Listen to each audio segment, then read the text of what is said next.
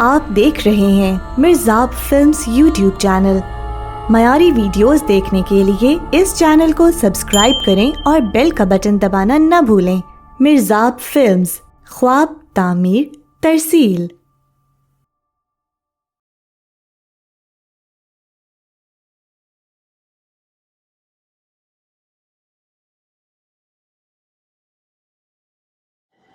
ایک دن میں نے ان سے پوچھا اس بات سے لکھنے کا کام بڑا مشکل ہے، یہ میں کیسے کروں؟ آپ اس پہ اصرار تو بہت کرتے ہیں، لکھا کرو لکھا کرو، کہتے ہیں اس کا ایک ہی طریقہ ہے۔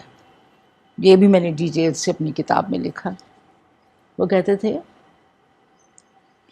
اگر آپ ایک وقت پہ دریا کنارے بیٹھ جائیے اور روٹی پھینکیے تو پہلے دن مچھلیاں اچانک آ جائیں گی، لیکن اگر روز تواتر کے ساتھ اسی وقت پہ اسی لمحے اسی گھڑی آپ اس وقت وہاں بیٹھیں گے تو مچھلیاں پہلے سے موجود ہوں گی۔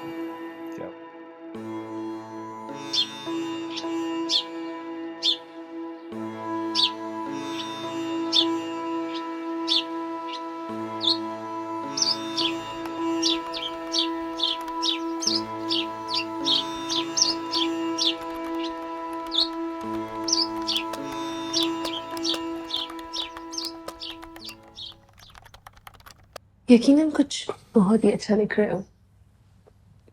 کچھ مجھے بھی سنا دو غازی۔ آؤ بیٹھو یہاں۔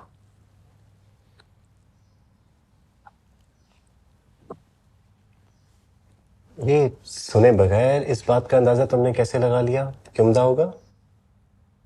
تمہاری کافی کہانیاں اور افسانے پڑھ چکی ہوں، تمہاری ہم سفر بھی ہوں، کچھ تو سمجھنے لگی ہوں تمہیں۔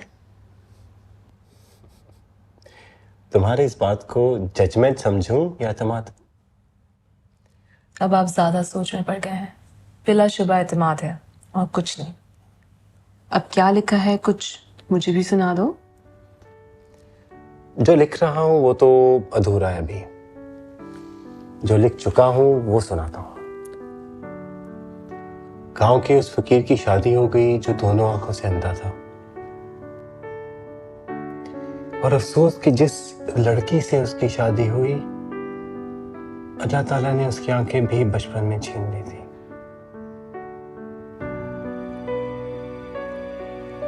وہ دونوں ایک دوسرے کا سہارا ہوتے ہوئے بھی بے سہارا تھے۔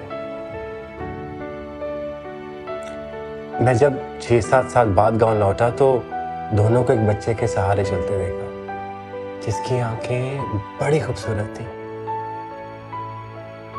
واو، دیٹس بیوٹیفل، بہت اچھا لکھا ہے۔ Thank you. شبنور، تم نے کچھ دوبارہ لکھنے کی کوشش کی؟ نہیں غازی، کیوں؟ کیا وجہ ہے شبنور؟ لکھنا ایک بہت مشکل کام ہے، ہمیں تخیلات سے دوستی کرنی پڑتی ہے، تنہائی اپنانی پڑتی ہے، خیال کی میچورٹی چاہیے، قوت برداشت اور حوصلہ چاہیے کچھ لکھنے کے لیے غازی۔ ہاں، تمہاری اس بات سے متفق ہوں کہ تخیلات سے دوستی کرنی پڑتی ہے، لیکن ایک بات اس سے بھی زیادہ اہم ہے اور وہ ہے ذہنی آمادگی۔ میرے خیال میں کسی بھی کام کے لیے ذہنی آمادگی بہت اہم ہے۔ تو مشکل کیا ہے شبنور؟ بس یہی مشکل ہے، جب لکھنے بیٹھوں تو سوچ ایک اندھیرے زندان کی طرح محسوس ہوتی ہے، کچھ دکھائی نہیں دیتا۔ لکھنا میرے بس کی بات نہیں ہے غازی۔ نہیں شبنور، تم بہت اچھا لکھ سکتی ہو، بس تھوڑی یکسوئی کی عادت اپناؤ۔ اس بات کا کیا مطلب ہے؟ اس کا مطلب یہ کہ لکھنے کا ایک خاص وقت مقرر کر لو، ایک خاص جگہ، ایک خاص قلم، میز، کرسی اور کاپی بھی۔ مجھے اس بات کا یکسوئی سے تعلق سمجھ نہیں آیا۔ تعلق ہے۔ دیکھو، ایک ملازمت پیشہ انسان روز آفس کیوں جاتا ہے؟ کیونکہ اسے اپنے آفس کے کاموں کے لیے جن سہولیات اور ماحول کی ضرورت ہے وہ اسے گھر پہ میسر نہیں۔ بالکل اسی طرح میری نظر میں لکھنے کے لیے جن بنیادی چیزوں کی ضرورت ہے ان میں مخصوص وقت اور ماحول بہت ضروری ہے. لیکن فی زمانہ دفتر کے بہت سارے کام اب گھر بیٹھ کے بھی ہو رہے ہیں. ہو رہے ہیں لیکن منتشر خیالات کے ساتھ.